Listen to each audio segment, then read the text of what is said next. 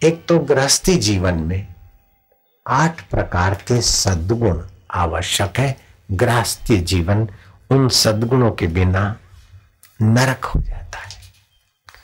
गृहस्थी जीवन में 8 प्रकार के सद्गुण।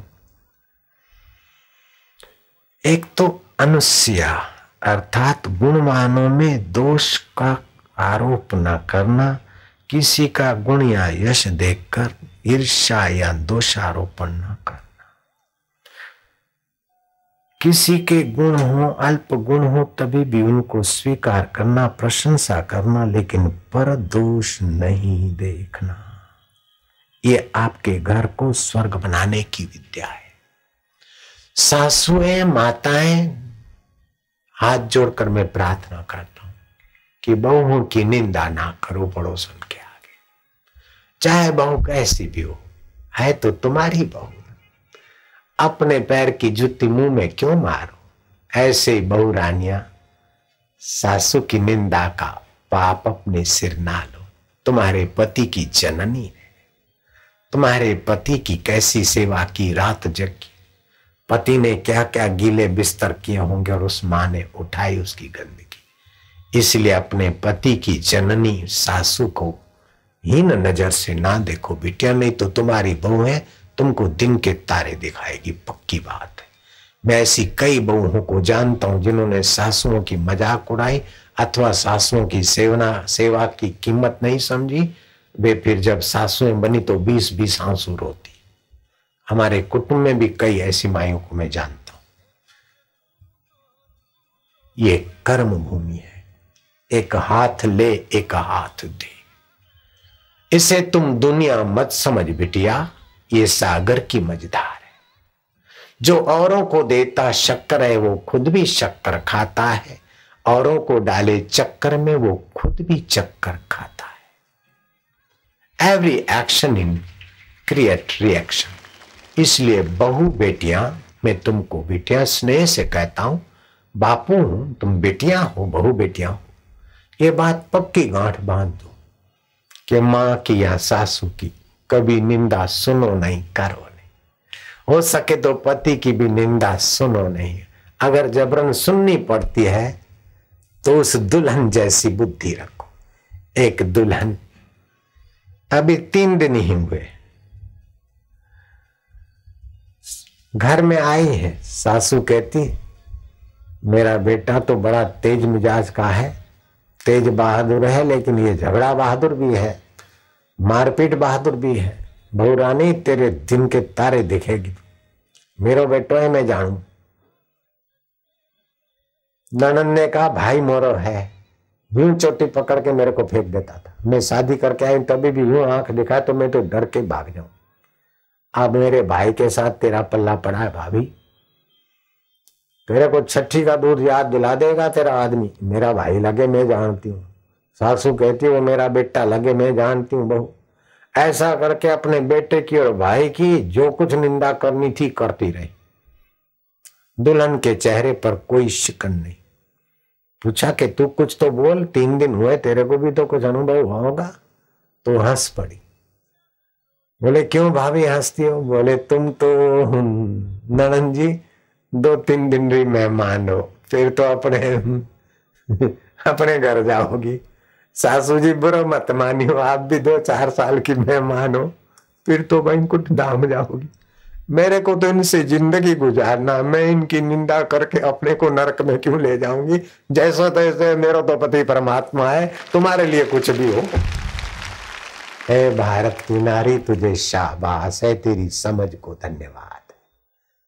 ऐसे ही श्री कृष्ण के विषय में एक बार स्वर्ग में चर्चा चली कि इस समय धरती पर कौन ऐसा महापुरुष है जो सकारात्मक विचार करके आप प्रसन्न रहता और समाज को उन्नत करता है। और ऐसा कौन सा महापुरुष है जिसके पास योग भी है, ज्ञान भी है, समाज सुधार भी है और अपने जीवन का ऐसा एक रसमय धारा है कि जहां जाते ही सब रसमय हो जाते हैं। तो किसी ऋषि का, किसी मुनि का, किसी महापुरुष का, किसी कथाकार का कईयों का नाम आया, लेकिन सर्वोपरि भगवान कृष्ण इतने गजब के सुयोग्य हैं कि गंदे से गंदा व्यक्ति हो, बुरे से बुरी माई हो, मावा हो, भाई हो, बहन हो, यहां तक कि बुरे से बुरा पशु हो, पक्षी हो, बुरे से बुरा जानवर हो, उनमें भी अच्छाई खोज लेते और मुस्कुरा देते। देवता ने सोचा कि ये संभव नहीं, बुरे से बुरे व्यक्ति में, पशु में क्या अच्छाई दिखेगी, मैं परीक्षा लूंगा। श्री कृष्ण जिस गली से गुजरने वाले हैं, देवता ने कुत्ते का रूप धारण किया और कुत्ते की पूंछ कटी हुई, घाव पड़े हुए, मक्खियां बिनबिना रही, आंखें फटी, दांत होठ फटे, जिंदा है क्या भागा मरा है कोई कह नहीं सके, ऐसी हालत वाला कुत्ते का रूप लेकर देवता लेट गया। ग्वाल मित्रों सहित श्री कृष्ण वहां से पसार हुए। ग्वाल मित्रों ने नाक दबोचते हुए, इमली खाते हुए, दिल खट्टा करते हुए, बुद्धि को विक्षिप्त करते हुए, सूझबूझ का गला घोंटते हुए, अपना चेहरा हलकट करते हुए, कृष्ण कृष्ण, वो कितना अभागा जीव, कितना पापात्मा होगा कुत्ता। अरे अब कुत्ता अपनी जगह पर है, नकारात्मक विचार करके अपना दिल खराब कर रहे, कितना उसका दुर्भाग्य होगा। पूंछ कटी, चांदे पड़े, कीड़े खदबदा रहे, मुंह फटा है, वो अभागा जिंदा है कि मरा पता नहीं। कृष्ण मुस्कुरा दिए कि भैया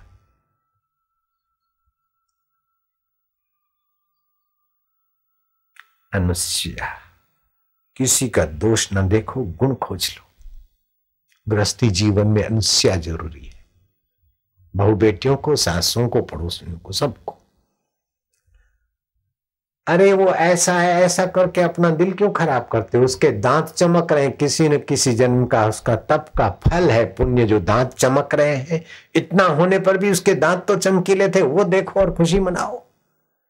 बहू है, तुम्हारी सासू ऐसी है वैसी, लेकिन कम से कम तुम्हारे पति की जन्मदात्री हो, इसी के कारण तुम घर की बहुरानी बनी हो। वो ही सासू का प्लस पॉइंट तो चमक रहा है। इसलिए सासू में, मां में, देरानी में, जेठानी में दोष आरोपण करने के पहले 1000 बार अपने बुद्धि को, मन को, विवेक को जागृत रखना। बिटिया आपका भला होगा, मंगल होगा, बिल्कुल पक्की बात है, खुदा की कसम खा के बोल। भगवान साक्ष। एक तो अनुसुईया, किसी के गुणों का खंडन न करना, दोष आरोपण न करना, अल्प गुण भी हो तो प्रशंसा करना, पर दोष या दूसरे का परिहास, ये लंगड़ा है, काना है, फलाना है। दूसरा शौच, अर्थात खान पान पवित्र। जैसे मासिक में आ गई तो स्नान कर ले, स्वच्छ वस्त्र पहन ले, और मासिक के दिनों में अपने हाथ से आटा गूंद के या भोजन बनाकर बेटों को या पतियों को, कुटुंबियों को ना खिलाओ। उनकी बुद्धि के विकास में बड़ी बाधा पड़ती है, उनके ओज और प्रसन्नता में अड़चन पड़ेगी। बेटी 2-3 दिन तक और ढंग से उनकी सेवा करवा लो, और आप दूर दूर से सेवा करो। आप अभक्ष को त्यागो, अशुद्धि को त्यागो। नावल और ये पेप्सी, कोका कोला, चाय और कॉफियों से कितने सारे नुकसान होते हैं।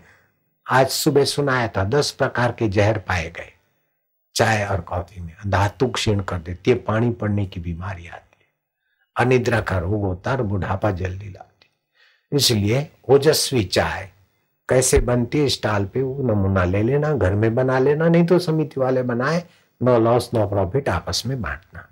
मैं वही पीता हूँ ओजस्वी चाय कभी कभी। अभक्ष नहीं खाना, दिन को खा पी कर नींद करने से रात्रि की नींद खराब होगी। इसलिए जो दिन को खाकर सोती है वो मोटी मोटी हो जाती, लेकिन बीमारी का घर हो जाता है। खान पान शुद्ध और शयन उठना शुद्ध। तीसरी बात मंगल, अर्थात श्रेष्ठ व्यक्तियों का, श्रेष्ठ महिलाओं का संग करना, शास्त्र का अध्ययन करना, मर्यादित प्रशंसनीय आचरण करवाना। चौथा गुण गृहस्थ जीवन में अनायास जो मिल जाए रोजी रोटी, जैसा ये चाहिए, ऐसा फर्नीचर चाहिए, ऐसे गहने चाहिए, ऐसे कपड़े चाहिए, नहीं तो मैं अभागिन हूं, मैं दुखी हूं, मैं ऐसी हूं, ऐसा करके अपने को कोसना मत बेटियां, माताएं, बहुएं, देवियां।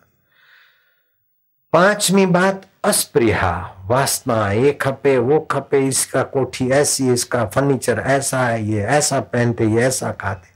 लेकिन देर सबेर सब शमशान के तरफ जाने वाले मेहमान हैं। तू उनकी बाहर की हिलचाल देखकर अपने को चलित मत कर, अचल आत्मा में प्रीति कर, तो उनसे भी ज्यादा तू सुखी रहेगी बेटी। छठा है दम। जहां जहां मन या इच्छा या आवश्यकता आपको घसीट के ले जाए तो नहीं, मैं कोई ऐसी गुलाम नहीं हूं। जरा जरा बात में जैसे कुत्ता पूंछ हिलाता है, ऐसी दुनिया की चीजों के लिए मैं आकर्षित नहीं होती। सातवीं बात, अपने आय का कुछ हिस्सा गृहस्थियों को दान पुण्य सत्कर्म में लगाना चाहिए। और आठवीं बात, दया। ये 8 सद्गुण गृहस्थी जीवन में अत्यंत आवश्यक है। अगर इन 8 में से कर जितने कम होंगे उतना गृहस्थी जीवन गड़बड़ी वाला।